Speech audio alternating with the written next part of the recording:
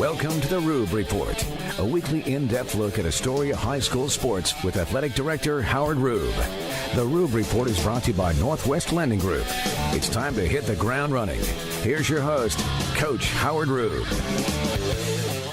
Good afternoon and welcome to the Rube Report. This is Howard Rube, Athletic Director and Head Football Coach of your Astoria High Fighting Fishermen.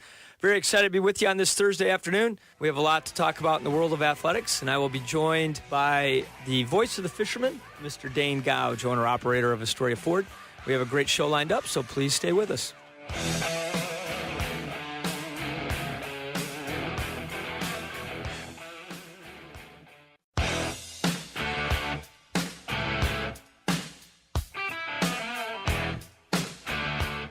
Welcome back to the Rube Report. We would like to thank our title sponsor, the Northwest Lending Group. The Northwest Lending Group has been helping Clatsop County residents achieve their dream of home ownership since 1992. Greg has a full range of mortgage products. Please give him a call for a no-pressure talk about your home financing needs. Greg can be reached at 503-325-4116. Again, 503-325-4116. Our participating sponsor of the Rube Report is Joe's Mobile. Joe's Mobile Oil even has aluminum foil, and they have everything else, too. Go see Joe's Mobile Oil. Oh, my Lord. It's still a work in progress, but I think people remember that. And he probably has aluminum foil sitting on the shelves there. He's got everything. I'm sure he's got aluminum foil for Joe's Mobile Oil. That was good. That only took me a week. It's a slow roll sometimes up here. I used to think you wrote all your commercials, but now I see maybe you get a little help. No, it's just me. Oh, really? I got some stuff on my mind. I like the last one about you kind of get a little Go Hawks going for your Seahawks. Oh, yeah.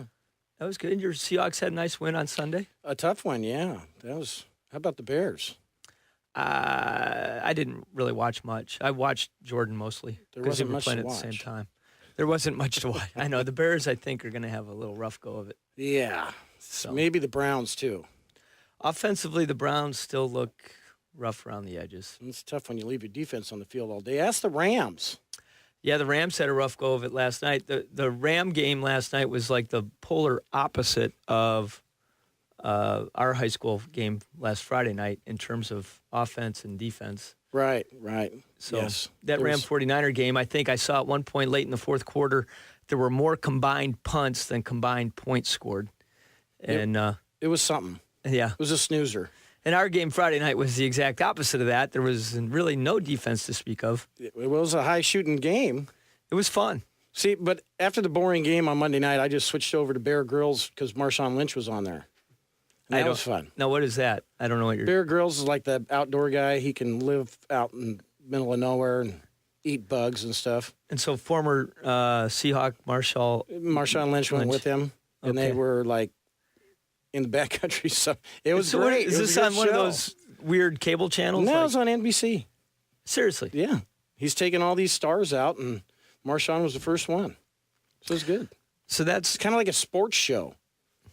But it's just an outdoor show. Yeah, but they got to kill stuff to eat it, and they don't have any tents or anything. So they're okay. Take my word for it. It's a good show. There's a plug, Marshawn. Talk to you later, boy. Great. Well, let's stay on the NFL kick real quickly since we kind of started with that. Jordan Poyer had his first opening day start, not the first game he started in the secondary for the Browns, now in his third year with the Browns, or third. This is year. Third full year, but this is technically his fourth year because he was picked up by the Browns at the end of his rookie season. Right. So, in his fourth year in the league and his first opening day start, and I thought he played fantastic. I meant to check the stat sheet, but watching the game, he looked like he led him in tackles, which isn't necessarily a great thing for your free safety to lead you in tackles. But I just thought he had an outstanding game, and we look forward to him having another big day this Sunday against the Ravens in their home opener. This is a big year for him, contract year.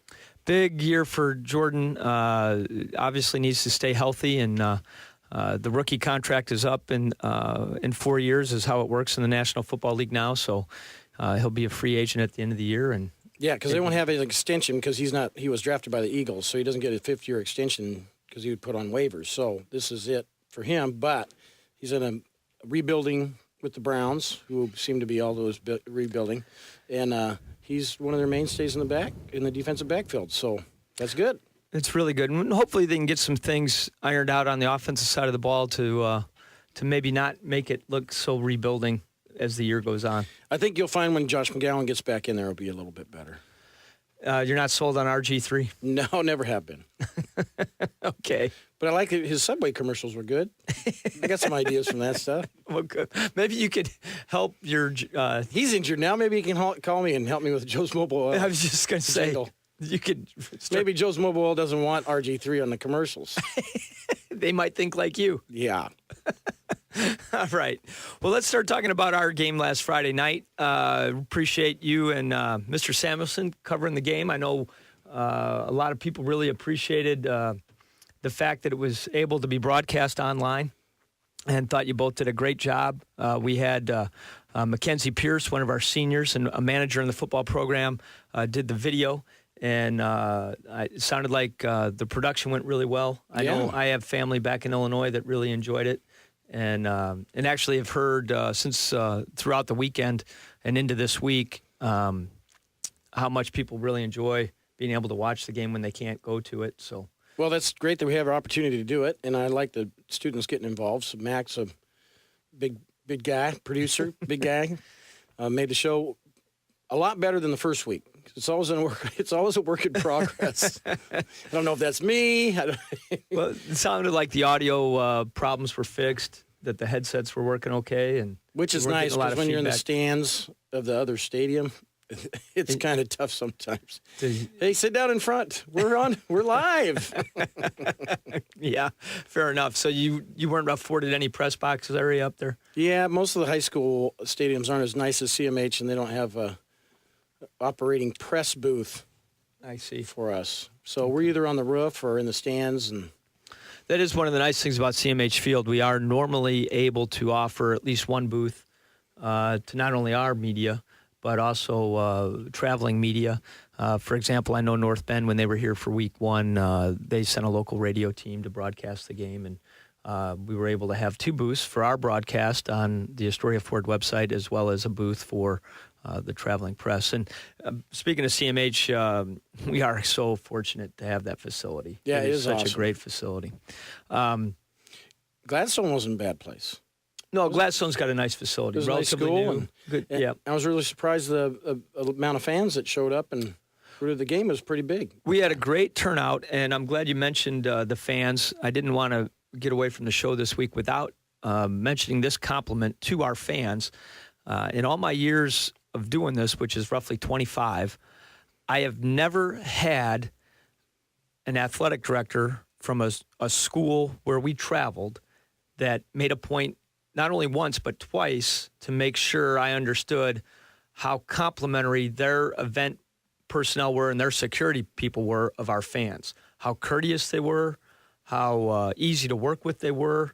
Unfortunately, in my line of work, you're sometimes normally dealing with escorting a fan out of a facility. You get some of those guys. You get guys that are a little passionate about what's going on. That's a terrible goal. And but just the opposite. It's the first time, as I said, in all my years doing this, that I had a compliment like that about our fans. And what a great compliment to the people that were there supporting us and to our community. And that's just amazing. And Go Fish fans. Good job. Yep. Thank you, parents and fans. Awesome. And as you said, thanks everyone for turning out. We had a great turnout, great support. It was a great high school football atmosphere. Gladstone's band did a terrific job. Their student body was into it. It was They had more cheerleaders than the football team. They had a lot of cheerleaders dressed down, maybe more than the varsity football team.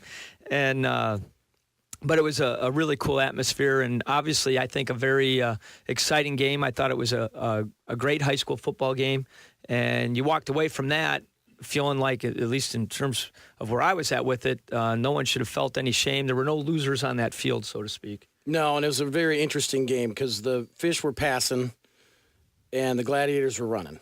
And it was just a total opposite. Doing the stats, it was exactly that. They had a lot of yards rushing, and we had a lot of yards passing, and in the end, the pass won.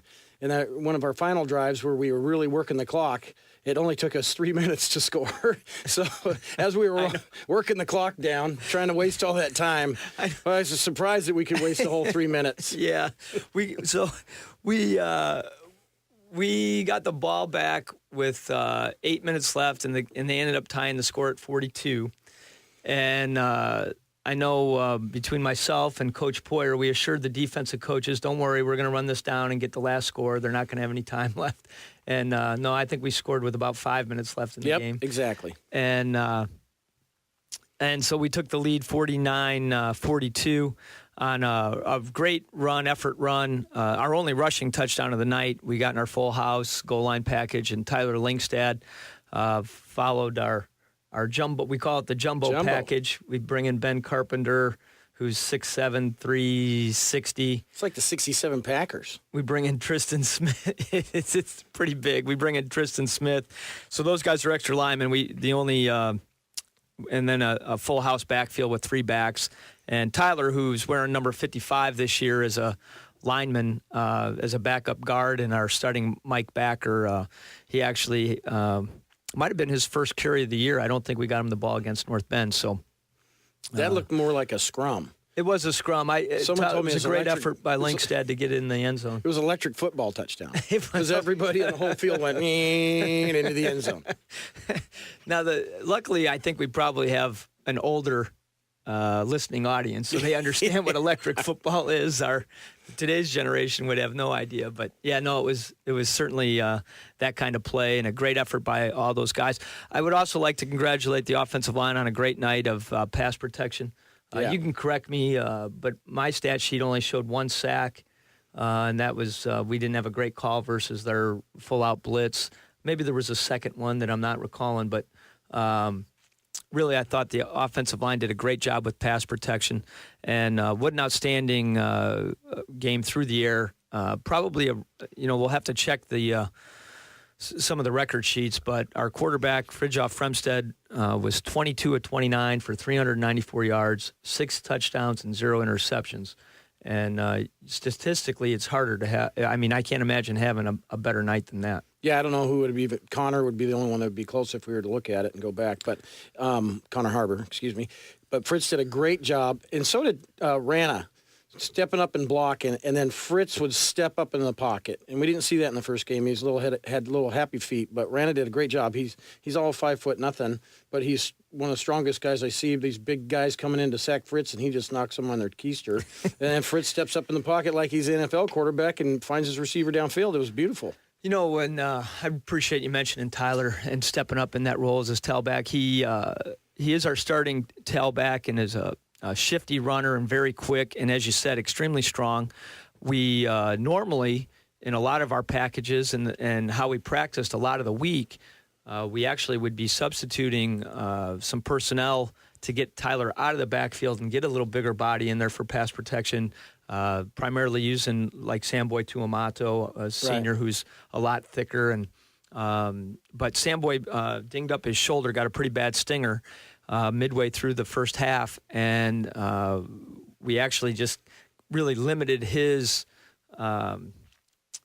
play on offense because we needed him desperately at his normal outside linebacker spot. So Tyler really stepped up and did some great things. And as I said, without getting a lot of practice reps during the week. Yeah, that was awesome. So 3 receivers over 100 yards. Again, offensively, we were very pleased with our execution. And as you mentioned, giving up 42 points is not anything we're super proud of. Something to work on. Well, it's good. Yeah, the good thing is we had a reason to practice this week. Yeah. We didn't feel like we could just take this week off. So, and the guys have been working hard, and I think we're going to shore some things up. So on the defensive side of the ball, and the defensive staff has been grinding real hard. I know even though we won, they had a hard time enjoying the win. knowing how we played defensively, and that would include our kickoff coverage. We put our defense in a bad way. They had a short field most of the night. Our kickoff coverage was really poor. So, as was theirs. We did a lot of good things. Cole Olson had a big return. They went up 7-0 to start the game, and then Cole Olson and the kickoff return team did a great job getting us great field position. We were able to score in 2 plays and answer, right, which was a huge answer. And before we go to break, because I know we need to go to break, another big play in the game, when they tied it up with 8 minutes left at 42, we had missed a 2-point conversion attempt that we had tried on our previous touchdown. We'd got a 2-point conversion after our first touchdown, but now after one failed, it was now 42-42 as they had also gotten a 2-point conversion earlier in the game. So if they make this next PAT attempt, they're actually going to go up a point. We're going to be down for the first time since early in the game, and it would have been a huge momentum change in the game. But our defense did come through with a great PAT block. Keldon Littell got through and did an amazing job getting his hand up as he was falling down and got a piece of the ball. And I really thought that was a big momentum play. Like, there were a huge amount of momentum plays throughout the night, but that was certainly a big one. That gave us the confidence back that, hey, the game's tied. Let's get back to business. Let's go down and score. And we were able to do that. So. There's no doubt about it. That snap was a little high on that one. It gave Keldon time to get in, which is just a split second. Yeah, exactly. With that block, that was a big momentum changer, because you could see the kids when they scored and it was 42-42. Oh, and they're going to kick this field goal. And then they're like, So then marched down the field and scored. So it was good. Yeah. So, but it was a real gutty performance by our guys. Very excited after the game for the win. All the coaches and players, and rightly so. But obviously have a lot to work on going into Fort Vancouver tomorrow night. For those of you that might have an original schedule, this was a late change. We are hosting Fort Vancouver, one of the 4 high schools from Vancouver, Washington, and that will be a 7 o'clock kickoff at CMH Field tomorrow night. The Fresh Soft game is at 3:30, and the gates will open at 2:30. We are taking admission beginning with the Fresh Soft game at 2:30. Normal $6 for adults, $4 for school age and younger. Or I'm sorry, if anybody grades 1 through 12. And again, the gates will open at 2:30. Reserve seating is sold out. We appreciate all our fans purchasing the reserve seats, and we're looking forward to another great home game and a great atmosphere for some high school football tomorrow night. It's going to be awesome. And again, if you cannot make it to the game, Dane and Matt will be broadcasting on the AstoriaFord.com website, and just go to AstoriaFord.com. Just click the link. There's a big football field there. Click it. Very good. So we kind of ran very long in this segment. We better get the commercial break, and we'll be back right after this.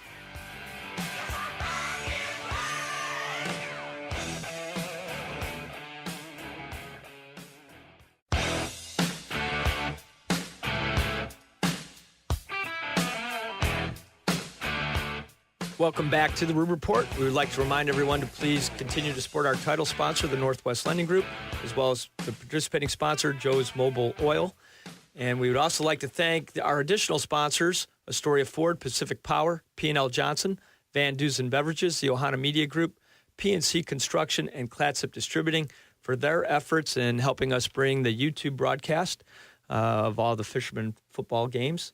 Unfortunately, we're running out of time, Dane, so I want to review the high school schedule for the week. Our volleyball teams have been on the road this week. Tuesday night, we were at Valley Catholic. Tonight, big Clatsop County showdown at Seaside High School. So we encourage everyone to get over to Seaside to support the volleyball team tonight.